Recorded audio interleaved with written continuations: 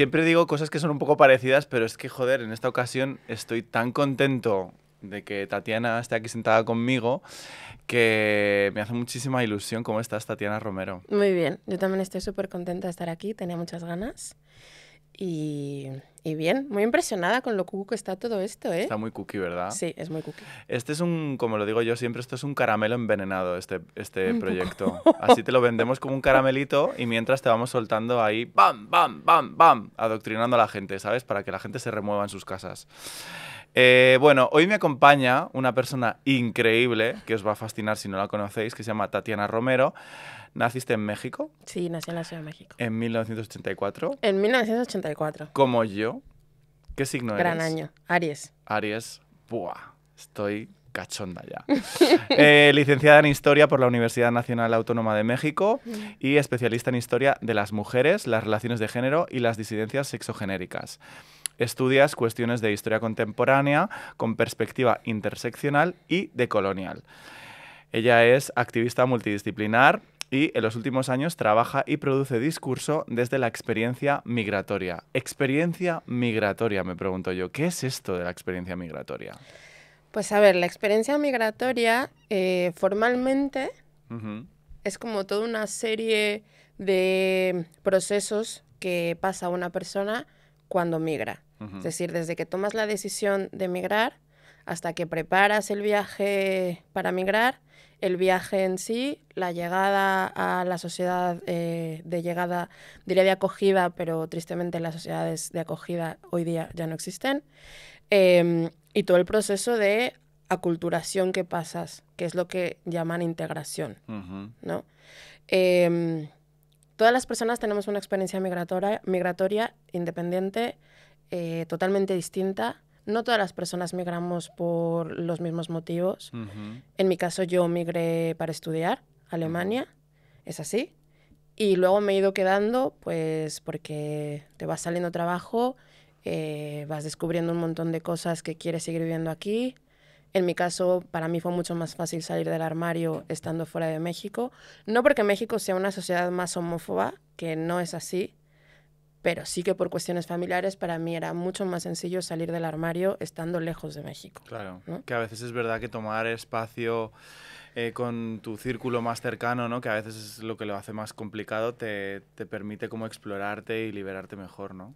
Totalmente. Y la experiencia migratoria para mí está muy marcada por dos cosas. La primera, que es el desarraigo, que no todas las personas tienen el mismo desarraigo, sobre todo pues pensando en sexilios, ¿no?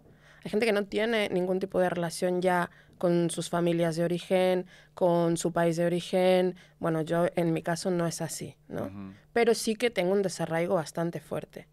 Y el duelo migratorio, que hoy día a todo lo llamamos duelo migratorio y no es así. Claro. O sea, hay muchísimas violencias que sufres por ser migrante, que sufres en la frontera, pues cuando te piden los papeles, paradas racistas. O sea, para muchas personas migrantes, la ciudad al completo es una frontera, ¿no? El metro es una frontera, te piden los papeles. Los intercomunicadores, una frontera. Las estaciones de trenes, una frontera. Los aeropuertos, una frontera, ¿no? Sí, todo se convierte en un lugar en el que se puede poner en causa Totalmente. Tu existencia y tu procedencia y tus derechos, ¿no? Totalmente. Entonces, no todo es duelo migratorio.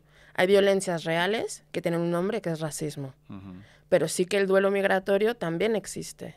Y eso dependerá, como dije antes, del nivel de arraigo o de desarraigo que tengas, de la red que hayas podido construir. O sea, hay personas que pueden aplicar a la reunificación familiar, que vienen con toda la familia o pueden traer a su familia, pero cuando estás sola, que es mi caso, que yo tengo a toda mi familia en México, la construcción de redes afectivas es como piedra angular de mi salud mental. Claro. Si yo no tuve una red afectiva fuerte, que además creo que las personas queer tendemos mucho a crear estas redes afectivas, ¿no? Sí.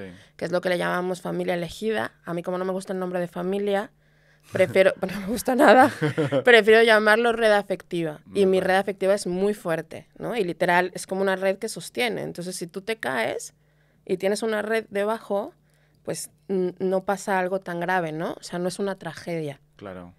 A ver, aquí hemos tratado hablamos en un programa sobre la abolición de la familia, ¿no? En el que Claro. abordábamos mucho este tema, ¿no? De, claro, cómo el mundo está montado de una determinada forma para que nos sostengamos siempre sobre personas, bueno, pues que son nuestra familia, pero no elegida, ¿no? A lo mejor pueden ser lugares en los que estés a salvo, Sí. pero pueden ser lugares en los que no estés a salvo, ¿no? Y luego también tuvimos la temporada pasada a Gonzalo Abaja, que lo tenéis también en todos los sitios para escucharlo, en el que hablábamos de la situación de Guinea Ecuatorial y él precisamente contaba, pues eso, lo que dices tú, ¿no? Que cada experiencia es un mundo absolutamente diferente, ¿no? Totalmente.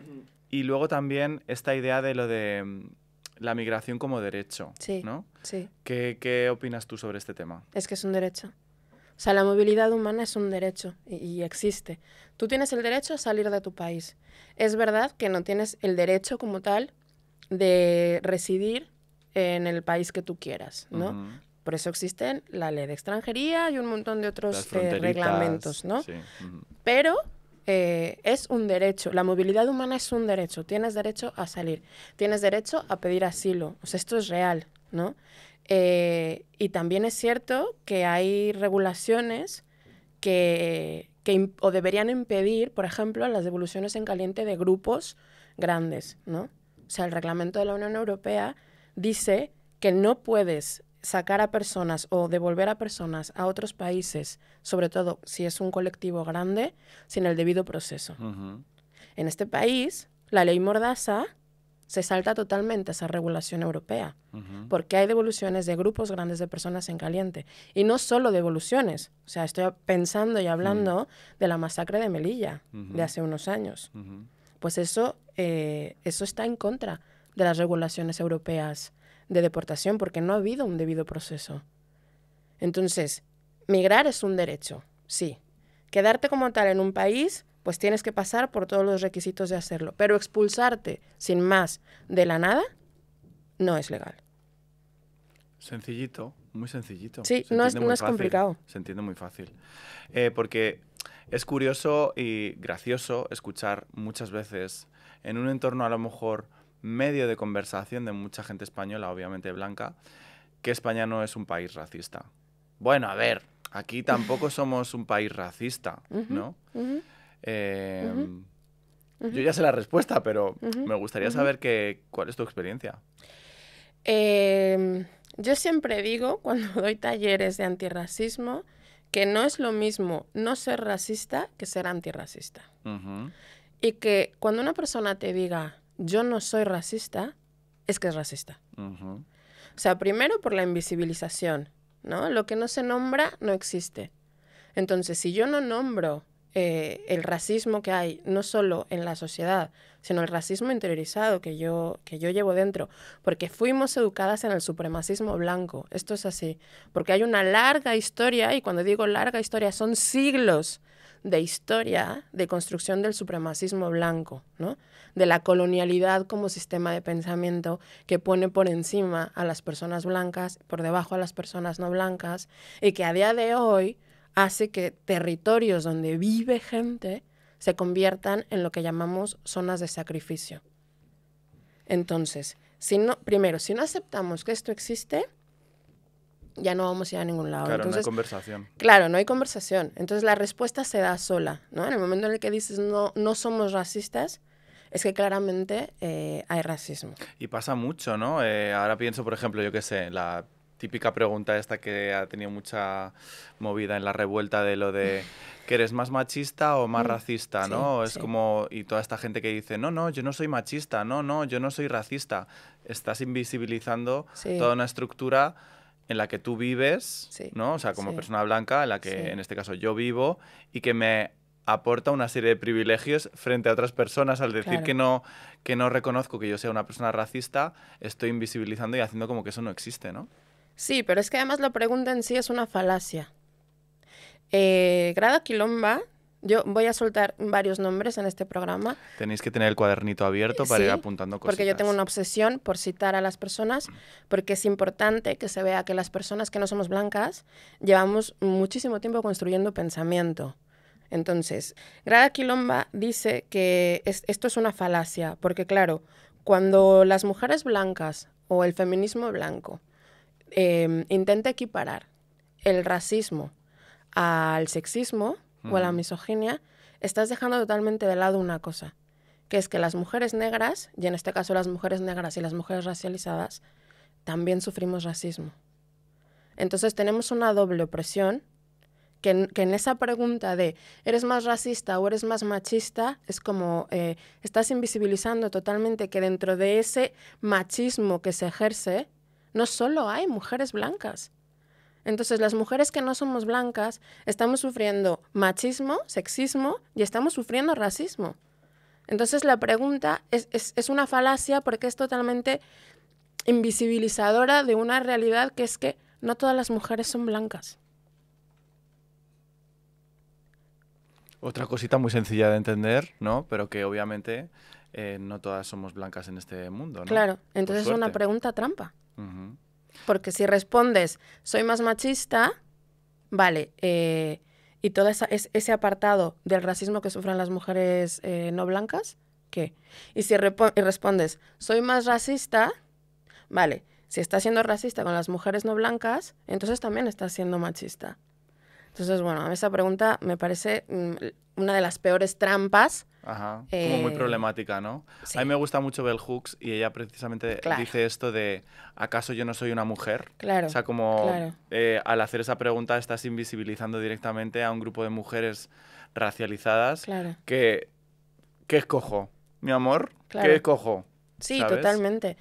Además, la pregunta de Bell Hooks es una pregunta que viene de antes, ¿no? En 1851, Sojourner Truth, quien nació esclavizada y consiguió su libertad, pues en 1851, en la Convención de los Derechos de las Mujeres de Ohio, ella pronuncia justamente este discurso que se llama ¿es que acaso yo no soy una mujer? Porque en la convención estaban hablando del sufragio femenino en Estados Unidos. Uh-huh. Pero claro, no se estaba hablando ni de la abolición de la esclavitud, era una abolicionista, ni de la abolición de la esclavitud y, por ende, ni de los derechos al voto de las mujeres negras. Uh-huh. Entonces, desde 1851 hasta el 2025 ha pasado muchísimo tiempo. Unos añitos. Entonces, bueno, para mí siempre es como importante decir que hay una tradición de pensamiento que ya está metiendo ahí la cuña a lo que después se va a teorizar como interseccionalidad, ¿no? Y que Bell Hooks retoma muchísimo en esta pregunta y en este libro de ¿es que acaso yo no soy una mujer? Uh-huh. ¿No? Yo creo que en esta idea de no reconocernos como racistas muchas ocasiones, ¿no? Pues invisibilizamos ese privilegio en el que vivimos pues diariamente las personas blancas, ¿no? Y en ese sentido me gustaría que pudieras explicar, tú como activista antirracista, qué es esto del antirracismo radical, ¿no? Porque también se habla de feminismo radical, pero no tiene nada que ver, ¿no? Entonces, como para que también la gente pueda entender la diferencia, me gustaría saber en qué consiste el antirracismo radical. Sí, voy a hablar primero de qué es el antirracismo liberal, uh-huh. ¿vale? Y voy a poner un ejemplo que aparece en un libro que se llama El antirracismo es anticapitalismo. Uh-huh. Cuando sucede lo de George Floyd y el Black Lives Matter en Estados Unidos, que por cierto aquí muchísima gente se movilizó por ello, porque aquí nos movilizamos todo el tiempo por todo lo que pasa afuera, menos por lo que pasa aquí dentro, ¿no? Pero bueno, pues en ese momento Walmart, la cadena de supermercados, dio $100 millones para construir políticas antidiscriminatorias en sus centros de trabajo. ¿Esto es antirracista? Esto es una oportunidad maravillosa para lavar tu cara, ¿no? Esto es una oportunidad maravillosa para lavar tu cara, pero además para echarle la culpa de manera individual a las personas de las actitudes racistas. Uh-huh. Cuando el racismo no es un tema individual. Uh-huh. O sea, no es que tú seas una mala persona por ser racista. No es un tema de mezquindad, ¿no? Es una estructura. Entonces, claro, el antirracismo liberal lo que hace, y que además en Estados Unidos se ve muy claramente, y yo diría que aquí también con ciertas campañas del Ministerio de Igualdad y por la diversidad de trato y tal, es un poco responsabilizar de manera individual a las personas por sus actitudes y sus comportamientos. El antirracismo radical lo que hace, y que empieza en los años 60, que es cuando empiezan los procesos de descolonización pues de todos los países que fueron colonizados durante el siglo XIX, o sea, durante el imperialismo. O sea, estoy pensando en países de África, estoy pensando pues en la descolonización de Argelia, en la descolonización de toda África, pero también estoy pensando en las guerrillas latinoamericanas, ¿no? O sea, va a ser un momento muy rico en el que cuestionamos los procesos de colonización, cuestionamos el supremacismo blanco y entonces se empieza a pensar que el tema es la estructura, que no son actitudes individuales de las personas, sino que la estructura como tal es racista, ¿no? O sea, Frantz Fanon decía que el colonialismo es violencia en estado de naturaleza. Entonces yo siempre digo que partiendo de esta cita de Frantz Fanon, si el mundo está ordenado de manera colonial, porque el mundo sigue ordenado de manera colonial, o sea, sigue sucediendo que el norte global sostiene sus estados de bienestar y sostiene su riqueza a partir de la explotación de los recursos naturales del sur global.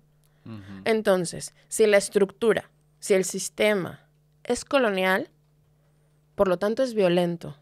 Entonces, a donde tenemos que apuntar, ojo, lo que no quiere decir que no podamos hacer cosas de manera individual, o sea, podemos hacerlo, pero a donde tenemos que apuntar es a la estructura.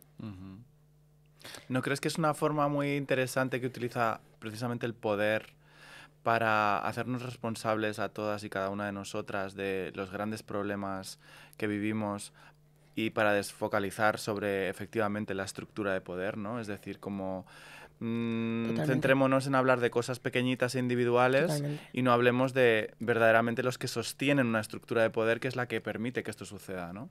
Totalmente, y también es una forma de individualizar y de enfrentarnos. Y separarnos, ¿no? Claro, de enfrentarnos. O sea, de generar polarización social, que es lo que estamos viviendo ahora mismo en el Reino de España. O sea, en el Reino de España hay una polarización social, migrantes, antimigrantes, ¿no? Y los medios de comunicación están que no paran. O sea, yo llevo ya 3 veranos, porque además el verano parece que es como un vacío. Y entonces, ¿con qué llenamos los telediarios en el verano? Con migración. Entonces ya utilizar palabras como crisis migratoria, sí, cuando una crisis migratoria como tal no está existiendo. No. O sea, los niveles de migración no son los que fueron, por ejemplo, en el 2015, cuando la guerra de Siria. Y entonces había una crisis humanitaria de refugiados, que no migratoria. Claro. Entonces, claro, nos ponen esos marcos, y esos marcos lo que sucede es que los repetimos, pero es que lo repite también la izquierda blanca. Claro. Entonces, lo que sucede es que repetimos esos marcos y polarizamos la sociedad.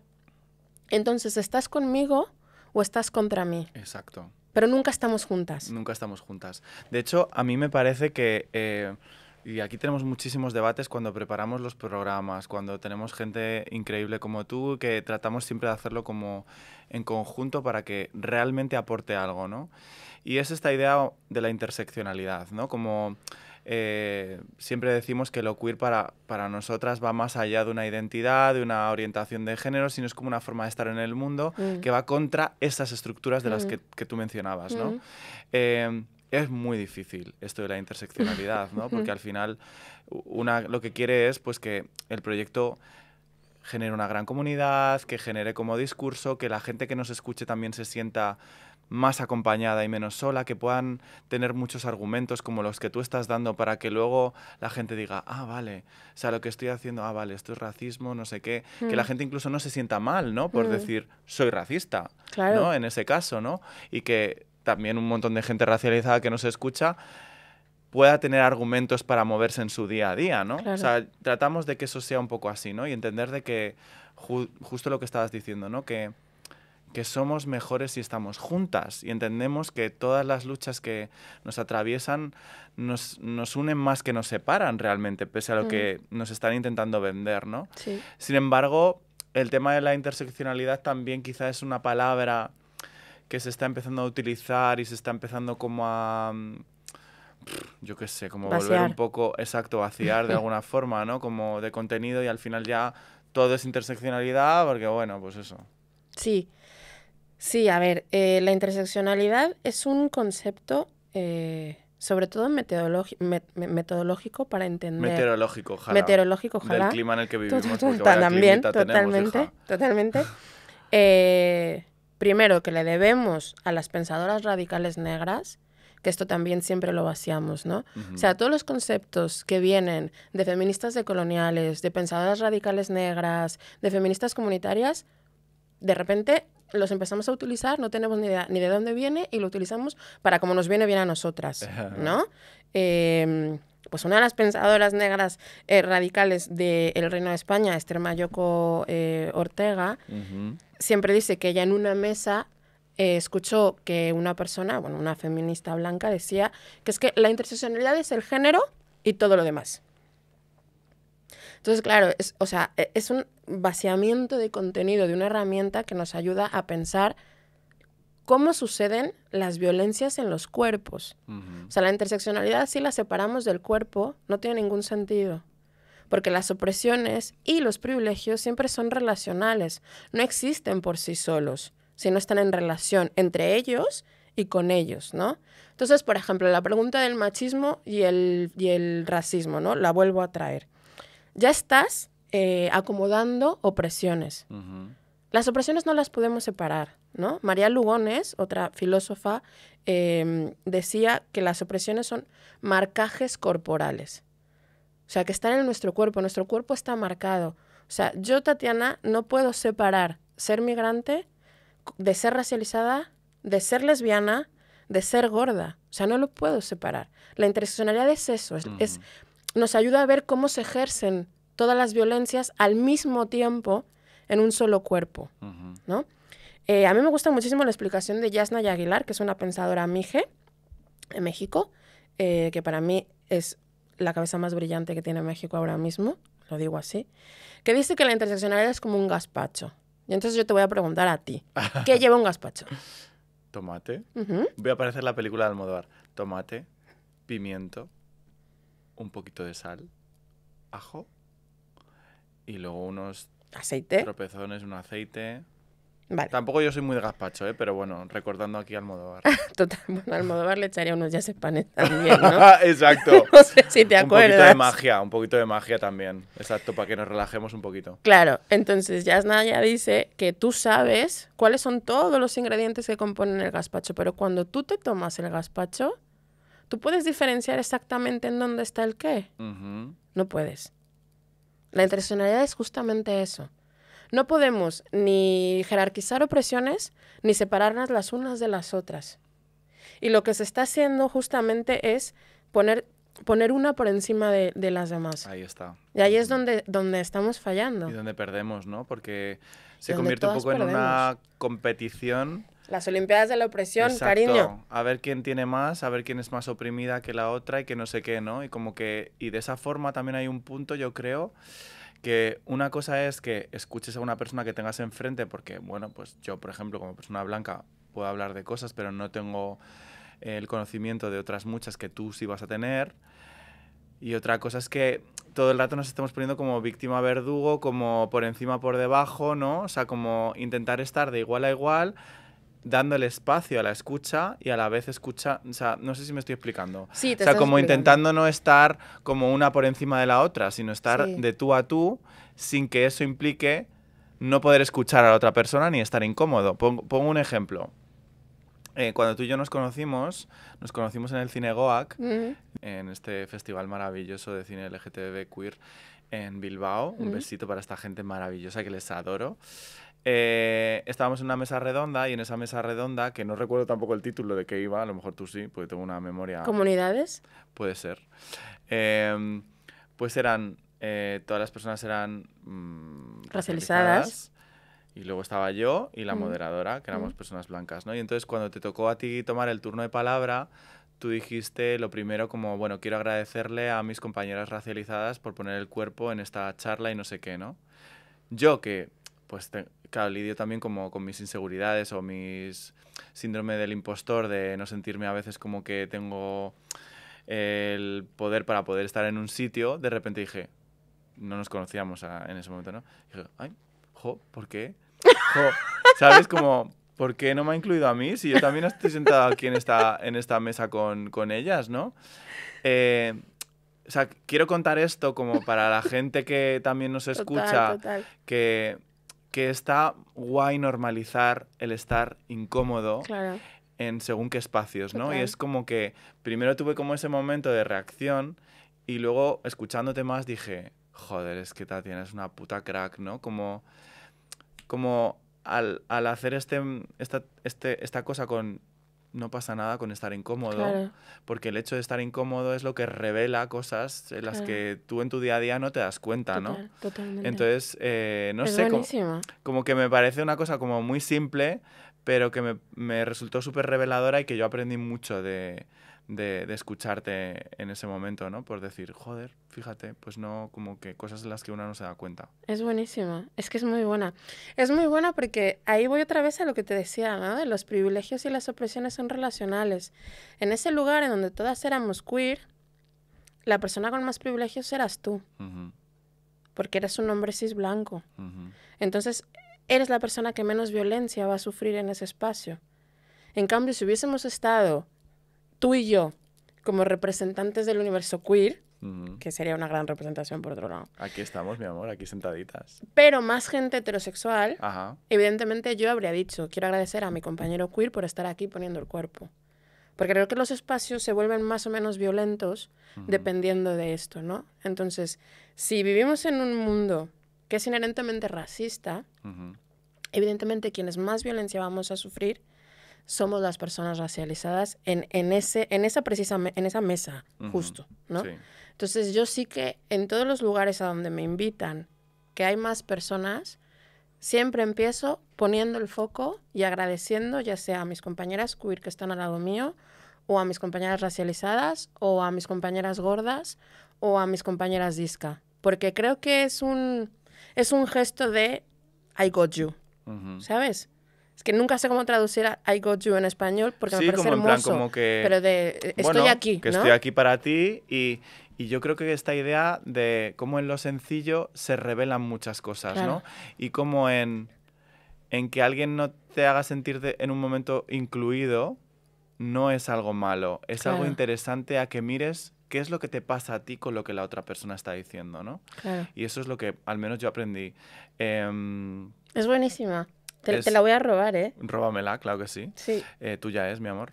Y de hecho en esa charla, que la verdad es que esa charla dio para muchas cosas, pasó otra cosa que me pareció también muy interesante y que creo que también revela cómo juega este tema de las opresiones de las que estamos hablando, ¿no? Y es que una persona dentro del público reclamó que se pudiera hablar en euskera, porque es un festival que sucede obviamente en el País Vasco. Ahí estaba la directora del festival, bueno, Alaitz, espero que no me matéis por decir esto, pero o sea, estaba la directora del festival que explicó que obviamente ya se hacía un esfuerzo porque el festival tuviera como un 50-50% dentro de la programación y de las presentaciones para que estuviera como equilibrado, ¿no? O sea, que se hacía un trabajo consciente. Y me gustó mucho también cómo tu respuesta sobre esta situación también revelaba cómo juega esto de las opresiones, ¿no? Porque, por ejemplo, pues yo qué sé, yo soy de Madrid y en España el concepto de todo lo vasco, ¿no? Pues está leído como un pueblo oprimido por otro pueblo, que es el pueblo español o el Estado español o el Reino de España, que les ha oprimido, ¿no? Pero ¿qué pasa cuando ese pueblo oprimido se ve como opresor de otro pueblo, ¿no? Claro, sí. ¿Puedes explicar o dar un poco de contexto de esto? Sí, eso ya no gusta, eso ya no gusta nada. El euskera es una lengua minorizada y yo siempre voy a defender las lenguas minorizadas. O sea, tanto el euskera como el catalán, como el galego, o sea, como el asturiano. O sea, creo que es importante que las lenguas no mueran. Exacto. Porque las lenguas son territorios y están ligadas a los territorios.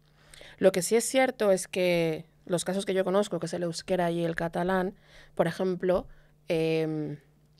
no es gratuito estudiarlo y si es gratuito como en Cataluña, no hay suficientes plazas, ¿no? Entonces ahí ya tenemos un primer problema. Estudiar euskera es carísimo, ¿eh? Entonces ahí es como, vale, sí, no es que no queramos aprender euskera, es que no tenemos las condiciones para aprender euskera.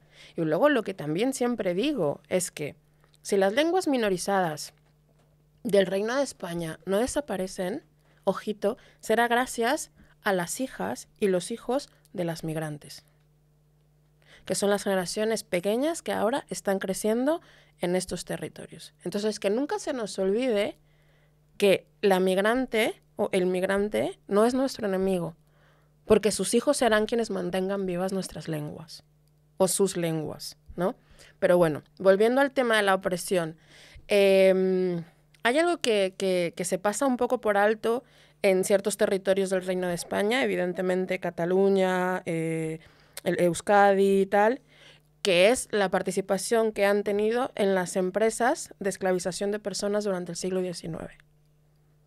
Yo no tenía ni idea de esto, por ejemplo. Entonces, han habido empresas de negreros, o sea, personas que secuestraban y esclavizaban y traficaban con personas cuando ya se había abolido la esclavitud, porque ya es donde empieza el supernegocio. O sea, la esclavitud, se da la abolición de esclavitud por parte de Gran Bretaña y de Francia, sí, pero entonces ahí España dice, esta es la mía. Y entonces es a partir de 1824 cuando las grandes empresas de tráfico de personas españolas, catalanas y vascas empiezan a hacer dinerito. Claro, cuando se abole en otros territorios, entonces tienes todo el negocio para ti, ¿no? Claro. Todo el monopolio. Claro. Entonces, ¿cómo se da la industrialización en Cataluña? ¿O cómo se da la industrialización en Euskadi? Pues se da gracias a este dinero. Y esto, o sea, este pasado colonial y este pasado esclavista de los territorios dentro del Reino de España, tendríamos que empezar a trabajarlo y tendríamos que empezar a hablarlo. Y tendríamos que quitar calles como la del Cano en Bilbao. Y quitar estatuas como la de Antonio Leiva en Barcelona. Y esto es algo que los movimientos antirracistas llevan décadas reclamando. No es algo que se me haya ocurrido a mí. Y además es algo que también ha empezado a suceder a nivel mundial. Uh-huh. O sea, el movimiento antirracista, sí, muy movido por el Black Lives Matter y lo que sucedió con George Floyd, sí, ha empezado a cuestionar los monumentos coloniales que existen, ¿no? O sea, 2016-2017 hay un movimiento enorme popular de quitar las estatuas de conquistadores, colonizadores y negreros en un montón de lugares. Uh-huh. Y a mí me parece totalmente correcto. Obvio. O sea, yo no puedo creer que el 12 de octubre, o sea, el 12 de octubre siga siendo el día de la fiesta nacional del Reino de España. Uh-huh. Es que no me lo puedo creer. Y que lo defiendan totalmente encantadísimos de que así sea, ¿no? O que ahora volvamos a tener el problema de que España no tiene que pedir perdón a México por absolutamente nada, ¿no? O sea, ahora mismo hay una exposición de arte prehispánico de la mujer indígena aquí en Madrid, y el canciller, en la inauguración de esta exposición, dijo que, bueno, que sí, que España tendría que, pues, pedir perdón por todos los crímenes cometidos durante las guerras de conquista. Bueno. Cayetana Álvarez de Toledo diciendo que no hay que pedir perdón de nada porque cuando los españoles llegaron a México nosotros éramos caníbales. Pero es que además a mí me hace muchísima gracia que hablemos de sacrificios humanos cuando al tiempo en Europa existía el Tribunal del Santo Oficio, conocido como la Santa Inquisición, que quemaba personas en plazas públicas. Entonces, tú estás diciendo que en lo que era México Tenochtitlán se hacían sacrificios humanos, rituales, consentidos, porque era un honor que te sacrificasen para los dioses, cuando al tiempo estabas quemando en la hoguera a miles de judíos y musulmanes. Cuando en Italia estaba sucediendo lo mismo. Cuando durante todo el Renacimiento, y esto lo dice Silvia Federici en Calibán y la Bruja, hubo un genocidio de mujeres que mal llamamos casa de brujas. Uh-huh. Pero es un genocidio de mujeres que duró siglos. Uh-huh. Que se da al tiempo de la colonización, bueno, de las guerras de conquista y colonización de 3 partes de la tierra emergida en el globo. Es que nada es casual. Nada es casual, efectivamente. Por eso es importante. Por eso creo que este episodio es tan importante. Espero que estén escuchando a la gente atentamente. Porque lo que tratamos siempre de hacer aquí es eso, darle a la gente esta información para que todos tomemos conciencia de que lo que sucede tiene un sentido, viene de algún lugar, tiene una explicación, tiene un pasado, ¿no? Y entonces ahora que estamos viendo, por ejemplo, la caída de un imperio como el americano, ¿no? Un país que está sustentado sobre, de nuevo, un genocidio y una masacre de un pueblo, y sin embargo se habla de una identidad, ¿no? Como hablabas también de la española, ¿no? De una identidad que emerge inventada, claro, porque es como estás defendiendo una cosa que en el caso, por ejemplo, de Estados Unidos es que ni eres de allí, me refiero. O sea, entonces como si vas hacia atrás es todo tan problemático. ¿Qué nos pasa también en España? Que nos es muy fácil ver fuera, fíjate, ahora yo estoy mencionando Estados Unidos, que nos es muy fácil como criticarlo de fuera o ver todo, pues el genocidio en Gaza, por ejemplo, y demás. ¿Y qué dificultad nos encontramos cuando miramos hacia adentro, por ejemplo, pues con esta idea de esa España imperialista que masacra, que acaba con un montón de pueblos y que impone pues bueno, una religión ligada a un capitalismo, claro, y destruye toda la historia de un montón de países, ¿no? Claro. Sí, o sea, primero decir que esto yo no me estoy inventando nada, ¿no? No, O mi sea, amor, que hay esto libros está de en historia. los libros os Claro, los podéis porque ver. luego van a ir a decir que, Claro. a ver, no, ir y abrir libros de historia, porque yo no me estoy inventando absolutamente nada, ¿no? Lo que sucede, a mí me parece, en el Reino de España es que hay una ausencia de responsabilidades bastante grande, ¿no? Efectivamente, el capitalismo europeo está basado en la acumulación originaria por despojo. Y cuando quiero decir acumulación originaria por despojo, lo que estoy queriendo decir es que van a unos territorios, 1521, ¿no? Van a unos territorios y expolian todos los recursos naturales, ¿no? La cantidad de plata y oro que se sacó, por ejemplo, del Potosí o de las minas de Zacatecas, o sea, lo que era el virreinato de la Nueva España, y lo que se sacó de ahí es lo que se utilizó primero durante Felipe II para todas sus llamadas cruzadas, ¿no? O sea, todas estas guerras, bueno, para perseguir a los musulmanes, que esa es otra historia, ¿no? O sea, llevamos 1300 años de persecución a las personas musulmanas, ya basta. O sea, esta construcción del moro, ¿no? Como la oposición a los valores occidentales, o sea, de verdad, basta ya de islamofobia, ¿no? Pero bueno, el oro, la plata y todos los recursos naturales de América Latina sirvieron en ese momento para todas estas guerras, pero luego es que además también sirvieron para construir, literalmente, construir arquitectónicamente las ciudades. No es casual cuando nace la Villa de Madrid. O sea, cuando nace Madrid como ciudad. ¿En qué periodo nace Madrid como ciudad? ¿Y de dónde se saca ese dinero? O sea, porque aquí no había oro, ni había plata, ni había esmeraldas. Y en Gran Bretaña no había perlas, como había en el Océano Índico, que todas las perlas se sacaban de Sri Lanka. Y Gran Bretaña era quien tenía el monopolio de la venta de perlas durante todo el siglo XIX, XVIII y XIX, por ejemplo. Que las esmeraldas se sacaban de Colombia. Y Madrid tenía el monopolio de la venta de esmeraldas durante el siglo XVIII y el siglo XIX. Entonces, hay una ausencia de responsabilidades de que Europa como tal y la riqueza europea está construida a base de expolio. Y por otro lado está el problema, y que para mí es un problema, de la ausencia total de memoria histórica en el Reino de España. Y ya no hablo solo del pasado colonial español. O sea, hablo de hace menos de un siglo. A ver, no somos capaces de lidiar con el franquismo, vamos a ir un poco más atrás. Era imposible, ¿no? O sea, es un lugar como muy complicado ahora mismo. Sí, y que en el franquismo también está totalmente metido el tema colonial. Porque que no se nos olvide en dónde estaban los generales golpistas y en qué guerra participaron antes de la Guerra Civil Española, que fue en la Guerra de Marruecos. Exacto. Entonces, el colonialismo está siempre metido ahí. Sí. Y cómo, claro, esto es todo, pues la gente, pues bueno, supongo que nos escucharán y dicen, "Buah, es muy complicado, es un tema súper complejo, ¿cómo lo podemos bajar a tierra, ¿no? ¿Cómo se podría ver a día de hoy un Estado realmente tomando responsabilidad? O hacia qué lugar podríamos movernos, ¿no?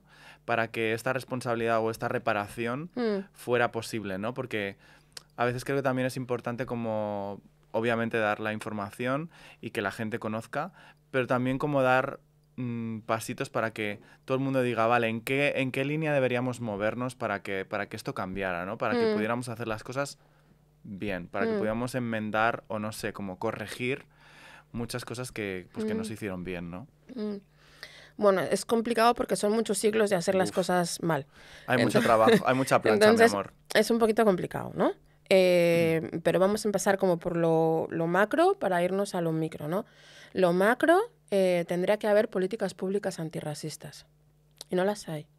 O sea, a día de hoy sigue sin aprobarse, bueno, es que sin llevarse siquiera a debate la ley integral contra el racismo. Esa ley integral contra el racismo estuvo 4 años metida en un cajón durante el ministerio de Irene Montero. Que la misma Irene Montero dijo que es que el tema migratorio y antirracista es un hueso, cito, es un hueso duro de roer en el Estado español. Yo esperaba que tuvieran los dientes lo suficientemente fuertes como para roer ese hueso. Porque sí se hizo el esfuerzo en la ley trans, que aún así queda coja en temas de migración. Sí se hizo el esfuerzo en la ley de garantías de libertad sexual llamada CSI, que por otro lado deja desprotegidas a nuestras compañeras trabajadoras sexuales migrantes. Vale, se hicieron esos 2 esfuerzos, pero resulta que en el tema de la ley integral contra el racismo ya no se pudo hacer, ¿no? Es que estamos priorizando. Y es que sabíamos que no podíamos enfrentarnos al a una sociedad tan racista como la española, porque si no fuera racista no pasaría lo que pasó en Torre Pacheco hace nada, por ejemplo. Claro. Que claro, no se tuvo la valentía suficiente para enfrentar esta sociedad, ¿no? Claro. Entonces, bueno, hay que tener políticas públicas antirracistas, ¿no? Hay que entender el racismo en todos sus niveles. O sea, hay racismo estructural, es decir, que la estructura como tal es racista. Pero luego además hay racismo institucional. O sea, en las instituciones hay trabas racistas, no solo para entrar, quiero decir, ¿cuántos profesores universitarios o profesoras universitarias racializadas conocemos? O catedráticas. Pero luego vámonos más abajo. ¿En los institutos? ¿En los colegios? Las únicas personas racializadas son las personas que hacen el trabajo de limpieza. Que no hay, o sea, evidentemente hay una dignificación total del trabajo de nuestras compañeras trabajadoras de la limpieza, del hogar, los cuidados. Pero, claro, es que hacemos todo lo posible porque no lleguemos. Hacen todo lo posible porque las personas racializadas no lleguemos. Sí. Entonces, en las instituciones ya existe ese racismo. Hay una extranjerización constante de las personas racializadas nacidas en el territorio español, a quienes se les está negando constantemente ser españolas con el, ¿pero tú de dónde eres? Pues de Alcorcón. No, ¿pero de dónde eres? Pues de, Madrid. No, ¿pero de dónde eres? Pero sácame el árbol genealógico de tu vida, hija. Sí. O sea, sí. Esto lo habla mucho Lamin, lo estábamos claro, mencionando efectivamente. antes. Claro, y más si tienes un acento, pues es un acento marcadito. Claro. Y de repente la gente no entiende, en plan, pero si tú tienes un acento y de repente te veo que eres negro, ¿de dónde eres? ¿No? Claro. Todo el rato es esa obsesión por detectar de dónde vienes. Sí, o sea, es una extranjerización constante, ¿no? Eso pues es una forma también de racismo. Pero luego hay violencias racistas, por ejemplo, en la institución médica. Las hay. O sea, a mí me ha tocado, porque he dado clases en enfermería, a mí me ha tocado que estudiantes me digan que sus profesores les dicen que con las personas negras hay que utilizar otro tipo de agujas porque tienen la piel más gruesa como los animales. 2023 me dijeron esto, la Universidad Complutense de Madrid, estudiantes de enfermería. Y luego tenemos el racismo cotidiano. Entonces, si logramos entender que esto va desde un macro hasta un micro, ¿no? Eso por un lado. Y luego, por otro lado, yo sí que creo que en nuestro día a día Podemos cambiar un montón de cosas. Primero, si de verdad somos capaces de asumir y de entender que de aquellos expolios y de aquellas conquistas, estas migraciones, o sea, que la gente no migra porque quiera irse de su país y quiera dejar a su familia y quiera tener un duelo migratorio horroroso y quiera tener un desarraigo horrible y quiera estar sufriendo violencias racistas todo el tiempo porque un día por la mañana se levantó tomando el café y dijo tengo muchas ganas de ir a la Unión Europea a que me violenten. No. O sea, María Galindo dice que todas son expulsadas, o sea, que todas las personas migrantes en realidad son expulsadas del capitalismo. Entonces, claro, o sea, si entendiéramos esto, si entendiéramos que la riqueza europea y el estado del bienestar europeo durante décadas ha estado sostenido en el expolio a estos países, entenderían por qué estamos aquí. Y para mí eso ya sería un gran paso. Bueno, eso sería porque la toma de conciencia, ¿no? Efectivamente. Y podríamos empezar a pensar también en redistribución de la riqueza. Porque ese es otro tema, ¿no? Cuando Ayuso dice que alguien tendrá que recoger las hortalizas sí. y cuidar a nuestros mayores, que claro, por eso queremos migrantes, está diciendo una racistada, pero al mismo tiempo está diciendo una realidad. Y la realidad es que la clase trabajadora, la composición de la clase trabajadora ahora mismo del Reino de España es mayoritariamente migrante. Y quien produce la riqueza en el capitalismo no son los empresarios, somos los trabajadores. Claro. Las personas que estamos produciendo riqueza en el Reino de España, entonces, somos las personas migrantes. Eso por otro lado. Y las que están permitiendo que muchas personas puedan tener unas vidas a las que no podrían acceder si estas personas no trabajaran para ellos. Pero es que además somos personas que tenemos proyecto y horizonte de futuro. Tenemos ideas políticas. Venimos de nuestros territorios, o sea, no llegamos aquí y nacemos de repente, ¿no? Porque también está esta idea, ¿no? De que las personas que emigramos de repente volvemos a nacer cuando llegamos a los países, ¿no? No es verdad. Nosotras tenemos trayectorias académicas, tenemos trayectorias políticas y tenemos trayectorias, conocimientos y saberes que traemos con nosotras y que enriquecemos la sociedad de llegada. Construimos país. Somos vuestras vecinas. Eso es lo que a mí me encantaría que en algún momento se entendiera. Somos vuestras vecinas. En el momento en el que haya una crisis, por ejemplo, con el COVID, ¿no? O sea, cuando pasó lo del COVID, que tanto hablábamos de las trabajadoras esenciales, las trabajadoras esenciales, las trabajadoras esenciales. Yo te puedo decir el color y la procedencia de las trabajadoras esenciales. Entonces, a mí me parece que tiene que haber esa toma de conciencia, ¿no? De que estamos aquí, somos vuestras vecinas, hacemos vida, hacemos país. O sea, esto parece que estoy un poco en un meeting, pero siempre lo digo. Nosotras también hacemos país y también tenemos un horizonte y un proyecto de país. O sea, también queremos un sistema verdaderamente democrático. O sea, en un sistema verdaderamente democrático, por ejemplo, no puede existir un partido político de ultraderecha como el que está en las instituciones aquí en el Reino de España. O sea, hace nada, y no quiero poner a Alemania como ejemplo de nada, porque Alemania tiene muchísimas cosas que trabajarse, lo sé porque yo viví casi 14 años en Alemania. Hace poco Alemania, ¿no? La Oficina de Vigilancia de la Constitución, la Verfassungsschutz, declaró como partido de extrema derecha y por lo tanto peligroso a Alianza por Alemania. Claro. ¿Por qué eso no sucede aquí? Además lo declaró porque dijo que los presupuestos del partido van en contra de las ideas democráticas del país. ¿Por qué eso no sucede aquí? Exacto, por eso. ¿Por qué no? ¿Por qué les hemos dado altavoz en los medios? ¿Por qué les hemos permitido llegar a las instituciones? ¿Por qué seguimos escuchando a personas como las que escuchamos en la Asamblea de Madrid, en el Congreso? O sea, si somos un país verdaderamente democrático y las personas migrantes pujamos para que seamos un país verdaderamente democrático, partidos como este no deberían tener cabida. Entonces, todo esto lo impulsamos las personas migrantes y racializadas, porque somos sujetos políticos. Porque aunque no nos guste, o aunque no les guste, el sujeto migrante es un sujeto político. Y lo acabamos de ver con el triunfo de Zohran Mamdani en Nueva York.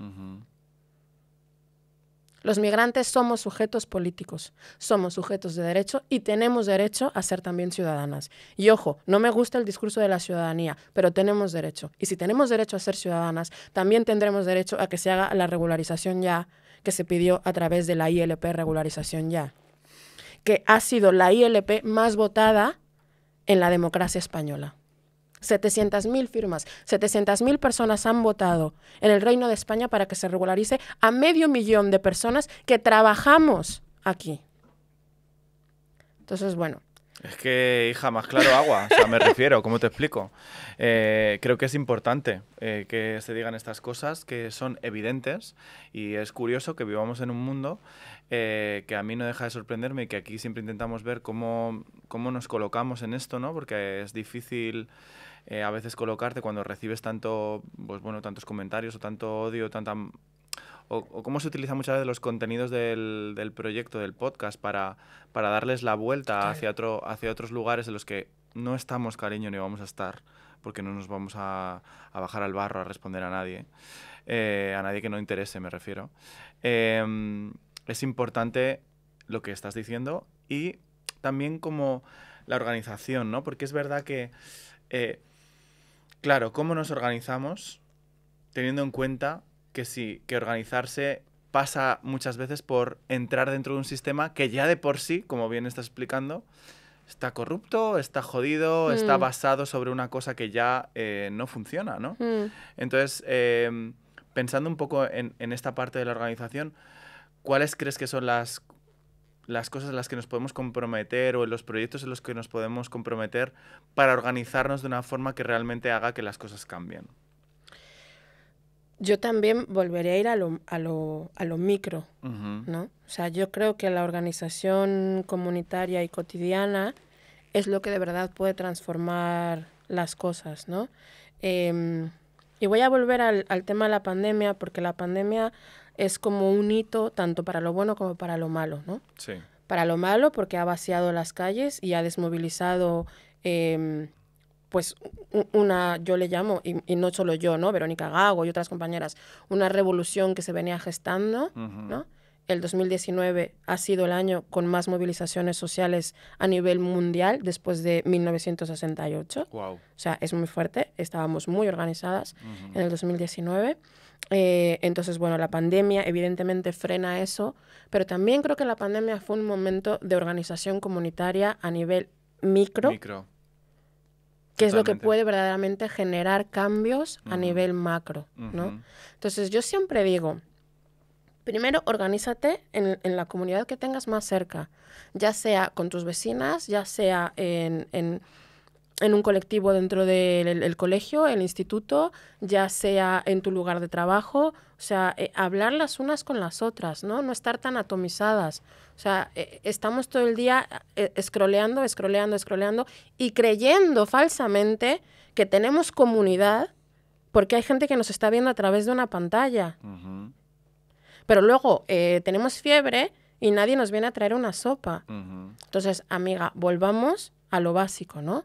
Y sí que creo que hay que organizarnos justamente yendo hacia las necesidades básicas de la clase trabajadora, ¿no? Que es otra de las maravillas del triunfo de Mamdani en Nueva York, ¿no? Que no fue una campaña nada compleja, ni prometió miles... O sea, no fue complejo. Fue a las necesidades básicas de la clase trabajadora, ¿no? Hace poquito estuvo aquí Valeria del Sindicato de Inquilinas. Sí. Tenemos un problema de vivienda muy grande en el Reino de España. Organicémonos para defender la vivienda. Exacto. Que no nos queda lejos.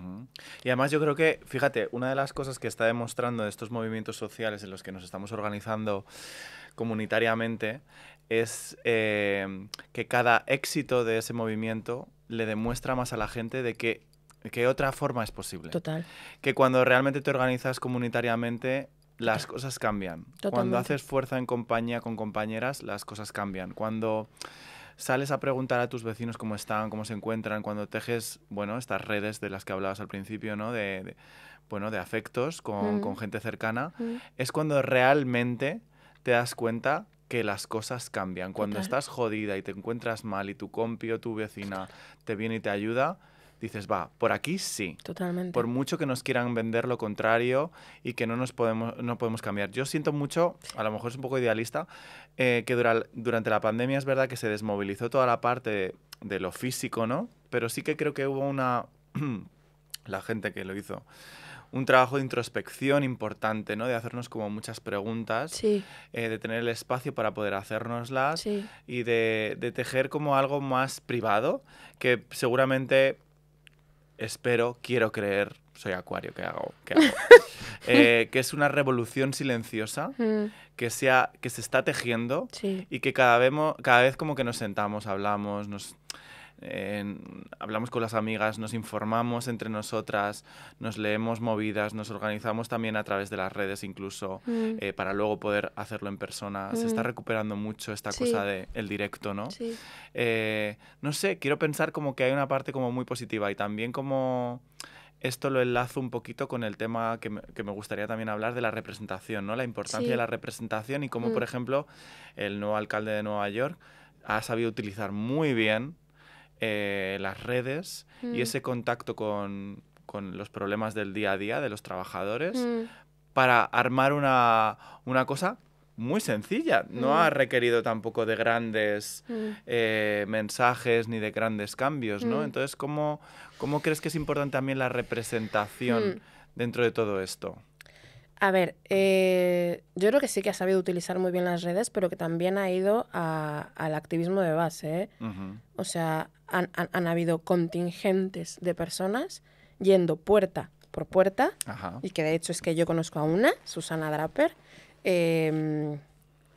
yendo puerta por puerta a pedir el voto para Mamdani, ¿no? O sea, han ido a colegios, colectivos, organizaciones de base, o sea, han hecho muchísimo trabajo que no se ve, pero claro, es mucho trabajo de calle, ¿no?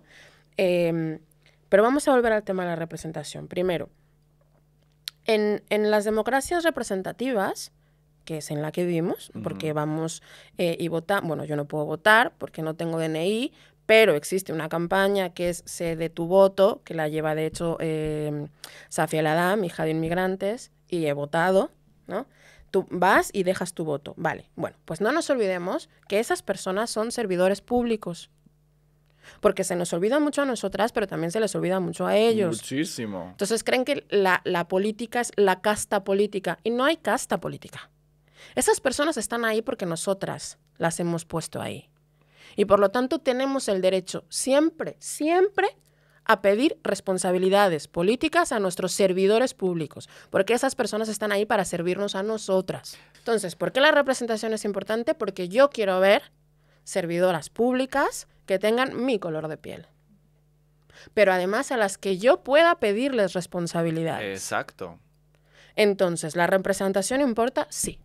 La representación importa muchísimo, pero importa sobre todo que esté aupada por un movimiento social y popular de calle, que jamás, nunca se pierda la relación entre los movimientos sociales que auparon a esos líderes o a esos servidores públicos, que no se pierda esa ida y vuelta, ¿no? O sea, que no se les olvide nunca que a quienes le deben explicaciones, porque nos deben explicaciones, es a nosotras.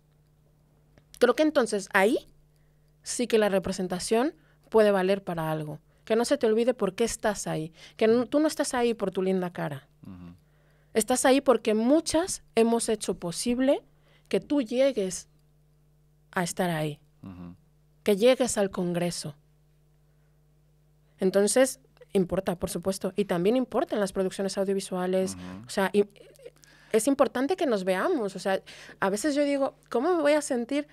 O sea, ¿cómo me voy a sentir identificada con todo el rato personas blancas y delgadas en las producciones audiovisuales? Entonces, lo que hago, que lo estábamos hablando hace rato, pues lo que me toca es estar viendo todo el tiempo producciones audiovisuales que hablan de racismo, porque son las únicas programas, series, películas, documentales, podcast en donde me veo. Entonces, estoy constantemente consumiendo. Claro, buscándote. Claro, o sea, me estoy buscando y entonces lo que estoy haciendo es consumir, además de vivir, consumir racismo. Porque solamente nos ponen a las personas racializadas en las producciones para vivir racismo o para robarle a alguien. Exacto. Pero no hacemos otra cosa. O sea, no vamos a la universidad o no vamos al instituto o no tenemos parejas complicadas o menos complicadas. No. Nosotras solamente sufrimos o robamos. O sois un poco token, ¿no? Que esto también habla mucho también. Megane, un besito Megane, que habla mucho de los negros en los podcasts, ¿no? En plan de, vamos a traer un negro. Pon una negra en tu mesa. Pon una negra en tu mesa para que... Hemos puesto una negra a la mesa. Pon una negra en tu mesa para que te hable de este tema, ¿no? O sea, como la parte de la tokenización también es un poco fuerte, ¿no? Que también pasa en lo queer y en todo esto, ¿no? O sea, ¿cómo convives tú con esto, ¿no? Porque, claro, por un lado tú eres una especialista en todos estos temas, con lo cual es lo que me decías, no sé si lo hemos grabado esto, ¿no? Pero como que es tu día a día, que forma parte de tu día a día y tal y cual, ¿no? Pero por otro lado, también a veces es un poco agotador el hecho de que siempre me llamen para esto. Bueno, a ver, esto porque es tu tema, obviamente, ¿no? Sí, pero a otras personas a lo mejor racializadas que no es su tema, yo que sé, que son actores o que son cualquier otra cosa o cantantes o lo que sea, parece que tienen que ir a un podcast a decir, vengo a hablar de que soy negro. Totalmente. Sí, y luego a mí me ha pasado que me invitan a mesas y se asombran que tenga conocimientos. Wow. O sea, real. Y que al final de la mesa me dicen como, me ha parecido súper interesante, bueno, esto de la validación blanca siempre, ¿no? O sea, él me ha parecido súper interesante, o te dan así unas palmaditas, o, bueno, esto, o venga, 2 besos, y es como, o sea, estás invadiendo mi espacio interpersonal. O sea, esto lo entendemos en el feminismo, pero claro, cuando tienes a una morenita enfrente tuyo, sigues articulando como patrona en Hacienda, ¿no? Pero bueno, me ha pasado eso, es que es verdad, o sea, articulan como patrona en Hacienda, ¿no? No, perdona, no soy tu sierva, o sea, ni 2 besitos ni nada, o sea, hazte para atrás. Exacto, ¿no? Que corra el aire. O sea, pero bueno, eso, se asombran, y yo, la verdad es que sí que hay espacios a donde digo, no voy, dependiendo de cómo esté en el mes, o sea, hay veces en las que no tengo nada de ganas de recibir violencia, porque sé que voy a recibir violencia, ¿no? Pero hay veces en las que tengo ganas de jarana y digo, pues mira, ¿quieres que vaya? Pues toma. Pues venga, va, voy a ir. Exacto. ¿No? Sí, porque también ahora está pasando mucho esto de incluir a personas racializadas o... Bueno, hay gente... A ver... hay gente que lo hace con buena intención, ¿no? Aunque estén equivocados, que yo creo que eso es un tema. Otra gente que lo hace por miedo a la cancelación, por miedo a, pues eso, pongo un negro en mi anuncio, o pongo una persona discapacitada, o pongo un no sé qué, o no sé cuántos, para que no me cancelen, ¿no? Eso nace, obviamente, desde otro lugar, ¿no? Sí. O desde esta idea de lo que dices tú de, te siento aquí, me cuentas cosas, de repente me sueltas una chorrada, pero como eres una persona racializada, ¡ay, wow! Es increíble, qué interesante, ¿no? Es como... Sí. Y entonces ahí se establece de nuevo este juego que decías, ¿no? Tengo aquí una frase de James Baldwin que nos la dijiste el otro día mientras preparábamos la entrevista, que me parece muy guay, que dice, si digo tonterías y me aplauden, es racista. Si me tiran tomates, no lo son. El antirracismo al final es plural y sus representantes pueden meter la pata a veces y tratar a gente como que... Simplemente porque seas racializado, todo lo que digas está ok, es racista, ¿no? Qué interesante ese pensamiento, ¿no? Esa frase yo la utilizo muchísimo. Hay mucha gente en el antirracismo a la que no le gusta esta frase. Ajá, ¿por? Bueno, porque creo que es problemático, ¿no? Claro. Pero yo sí que creo que hay gente que no es que te aplauda porque eres racializada, sino que te aplaude porque simplemente no te está escuchando. O sea, creo que hay gente que dice, bueno, ya ha venido aquí la racializada de turno, pues vamos a aplaudirle, venga.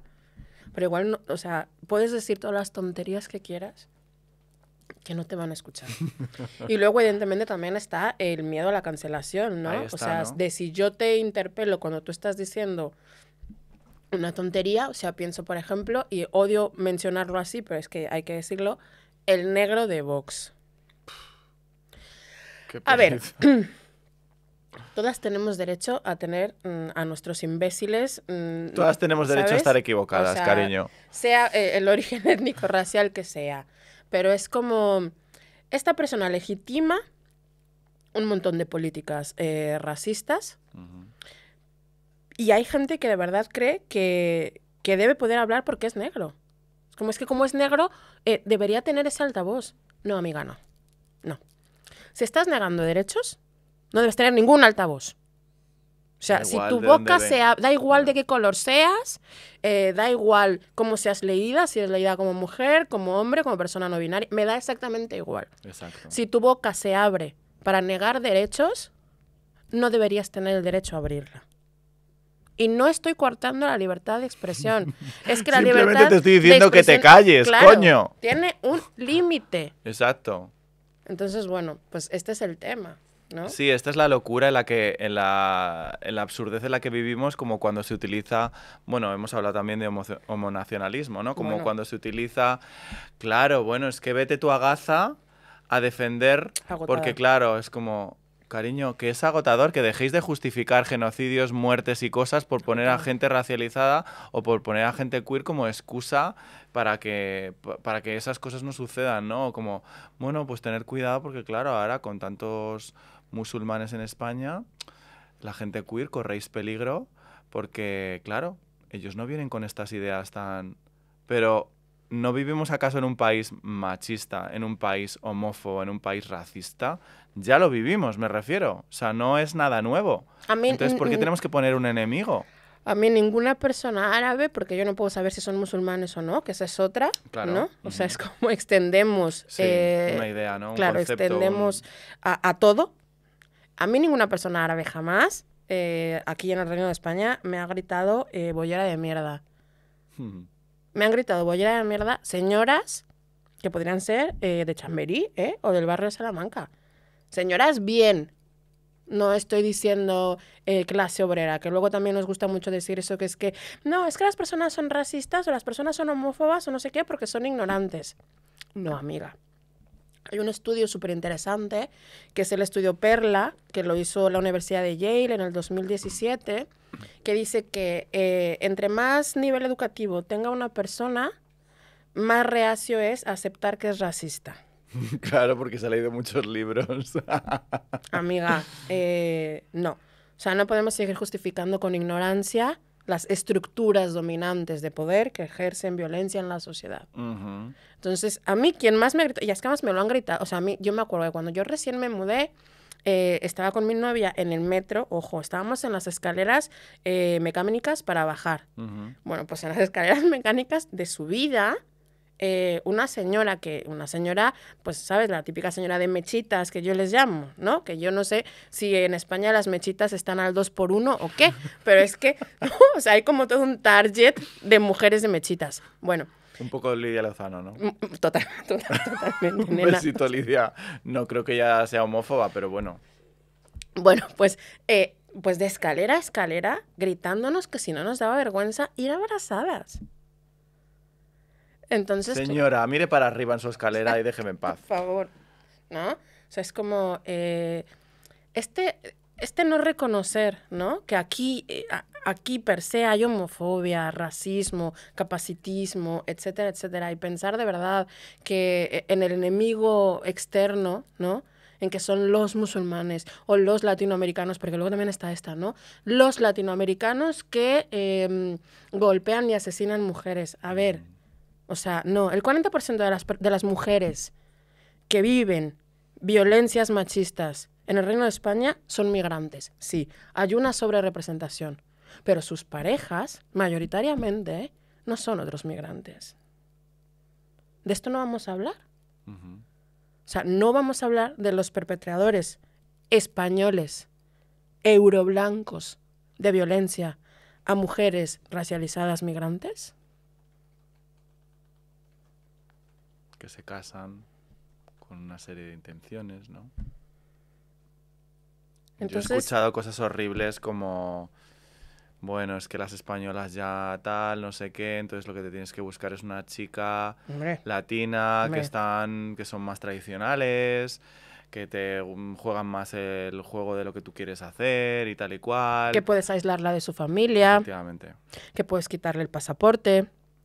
Que puedes chantajearla diciéndole que no le vas a dar los papeles, que no vas a ayudarla a tramitar la nacionalidad.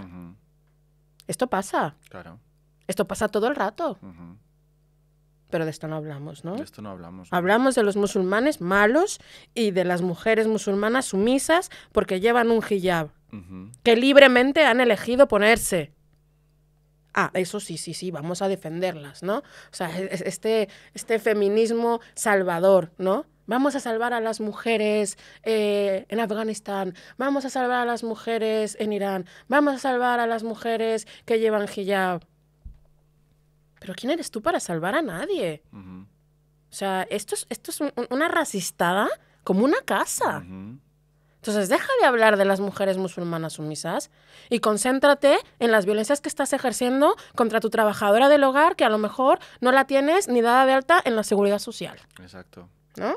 Entonces, vamos a dejarnos ya un poquito de hipocresía y de, ¿no? Basha Changué ayer me dijo una palabra que me encantó, de chauvinismo blanco. Vamos a parar ya con el chauvinismo blanco y vamos a concentrarnos en lo que nosotras estamos haciendo aquí, ¿no? Y dejar de ver, ¿no? Alrededor. Pues, claro, es como que también ahora hay mucha visibilidad de ese feminismo blanco, ¿no?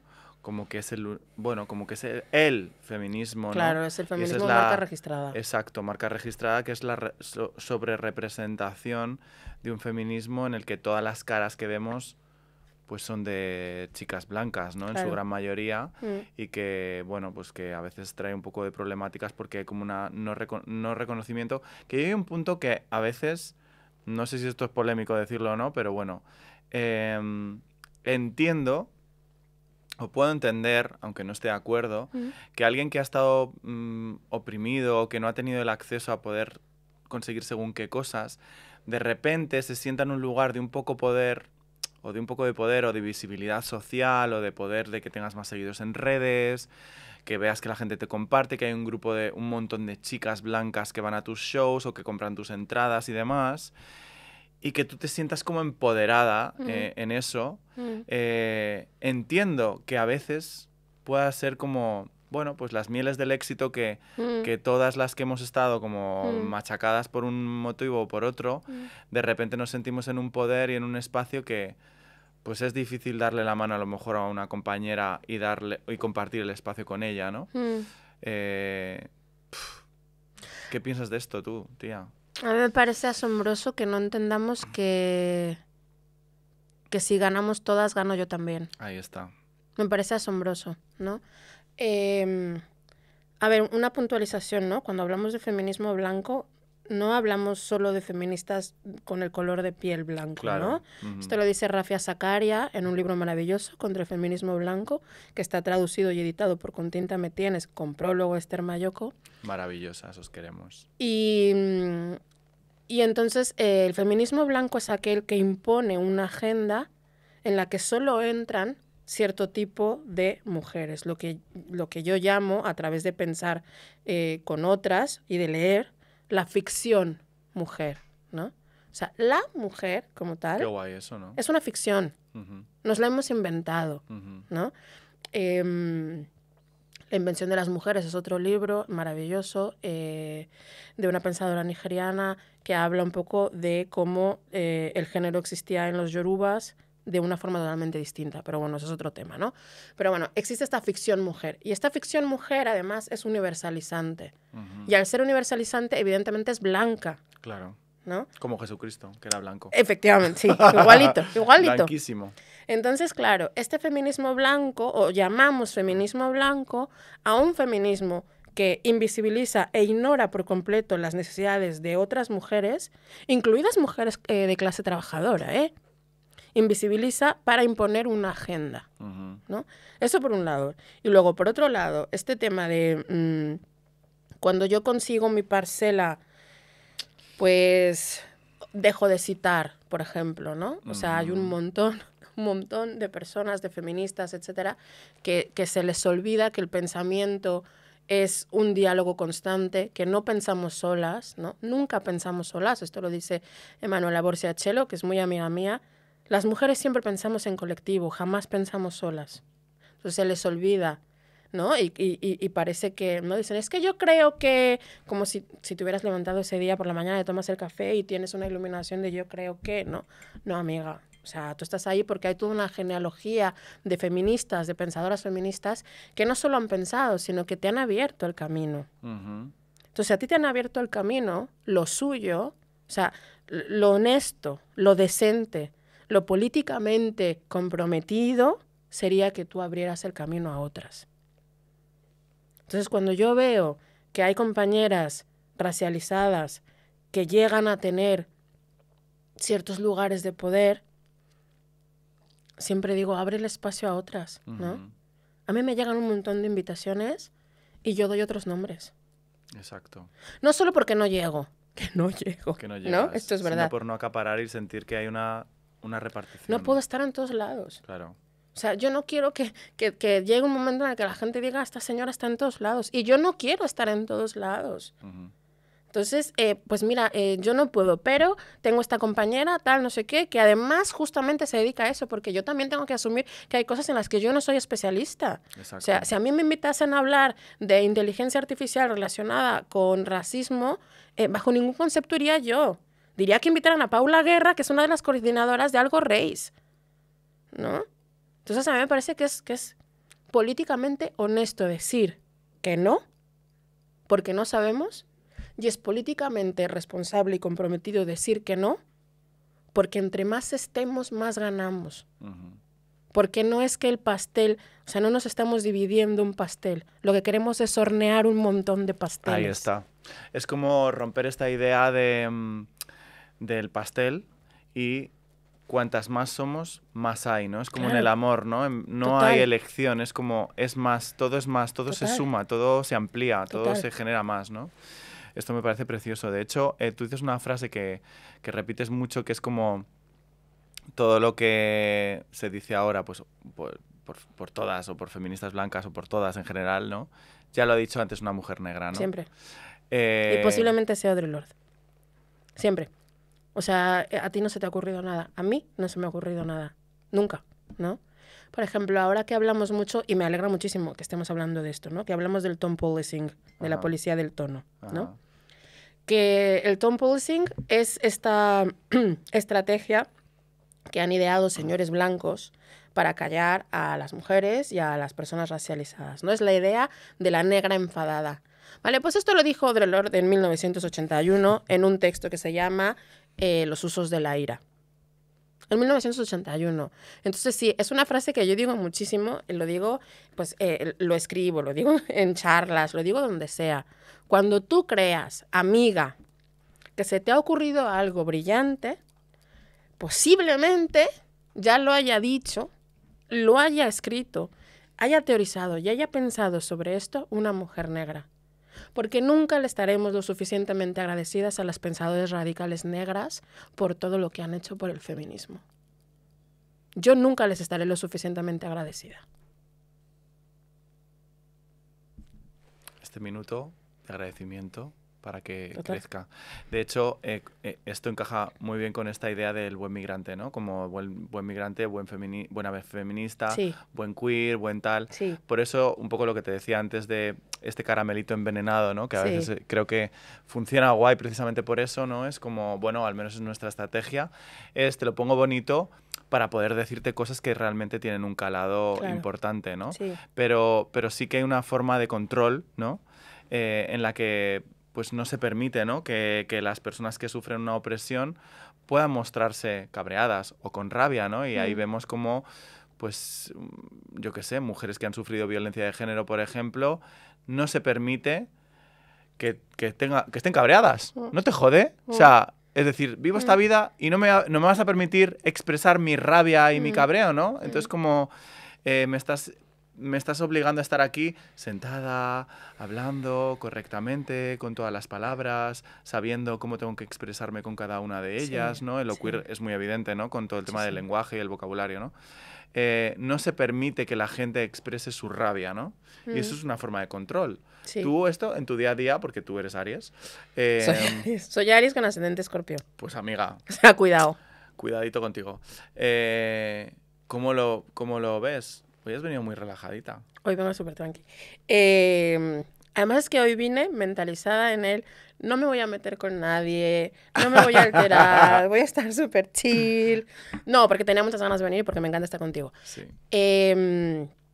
Mira, a mí hay algo que yo siempre le digo cuando estoy con una pareja blanca, ¿no? Cuando estoy con una persona blanca, siempre le digo, yo necesito tener espacios de explosión de rabia, no contra ti, sino porque son tantas las violencias que yo como persona migrante, persona racializada y lesbiana y gorda sufro, que a veces yo necesito un lugar donde escapar, ¿no? O sea, entonces no necesito que me ayudes, no necesito que me digas cómo resolverlo, no necesito que te pelees por mí con el racista de turno, lo que necesito es que me dejes estallar. Y necesito sobre todo que no sientas culpa. O sea, no necesito que me digas que te sientes mal por ser blanca. ¿Qué me ha pasado? Claro. O que te lo a ver, yo es que esto lo he vivido y lo vivo. O que te lo tomes a lo personal. Claro. Que es difícil, ¿eh? Por lo que dices tú, porque a veces, joder, pues desde el otro lado, cuando quieres a alguien y le ves sufrir o tal y cual, pues intentas como arreglar la situación o solucionar o decir, jo, pero ¿yo qué he hecho? Y a veces es simplemente que exista el espacio seguro para poder soltar y estar y dejarlo estar y acompañarlo, escucharlo y poco más, ¿no? Y ya está. Y ser antirracista en tu día a día, ¿no? Luego también creo que esto es en general, ¿no? El otro día vi un meme de tengo 2 trabajos, porque somos todas pluriempleadas, ¿no? Tengo 2 trabajos y además me piden que cuando voy a la asamblea sonría, ¿no? Es como, pues es que no le estés pidiendo a la gente que sonría cuando está totalmente reventada. Pero por otro lado sí que creo también en las militancias alegres, en las militancias felices. O sea, creo que eso es algo que, otra vez, que las compañeras negras hacen súper bien, ¿no? O sea, que se aglutinan muchísimo a través de la música, la comida, la fiesta, no sé qué, pero que también las maricas y las bolleras hacemos súper bien.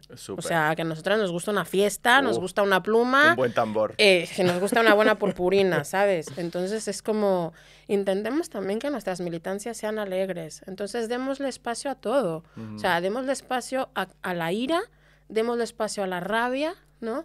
Pero también a una rabia que luego se transforma en alegría, ¿no? O sea, yo siempre digo que, y no digo que la rabia, siempre digo que el rencor, pero bueno, yo digo que el rencor de clase es motor de muchísimas revoluciones. Totalmente.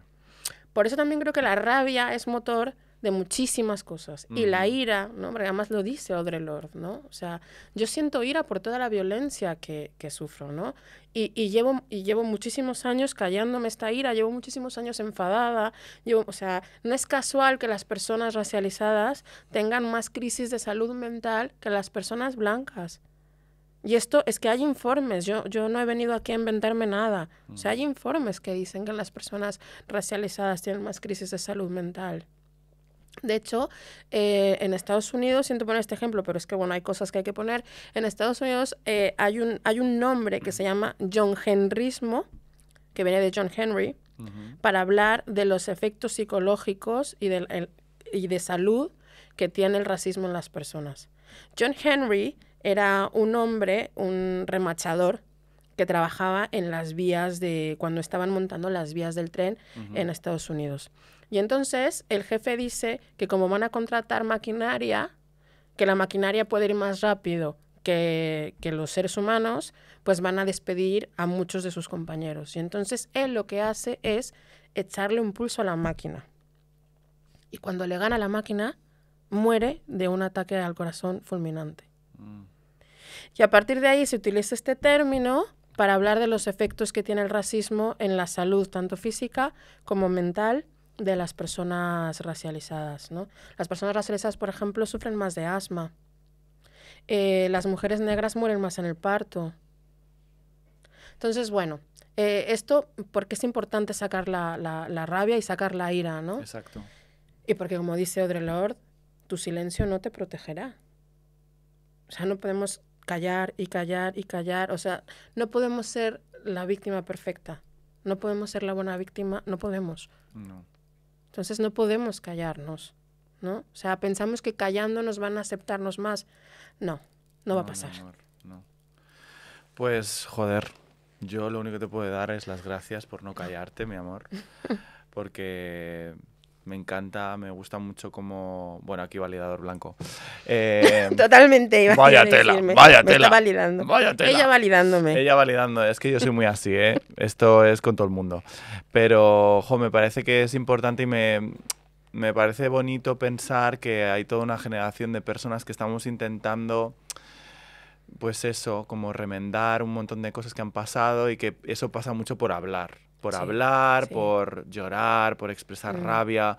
Toda esa que pues, otras generaciones no han podido expresar porque, bueno, han tenido que tomar elecciones que iban más un poco en la supervivencia. Total, ¿no? totalmente. Y que nosotras, cada una desde donde pueda, pues podamos encontrar ese espacio. Sí. Y que podemos hablar gracias a ellas. Y que podemos hablar. Eso que no se nos olvide sí. jamás. Nuestras genealogías y nuestra memoria, que tuviste aquí hace nada, María Rosón. Sí. Siempre nuestras genealogías y nuestra memoria, porque llevamos siglos haciendo esto. No hemos empezado hace 10 años ni a pensar, ni a luchar, ni a defender nuestros derechos.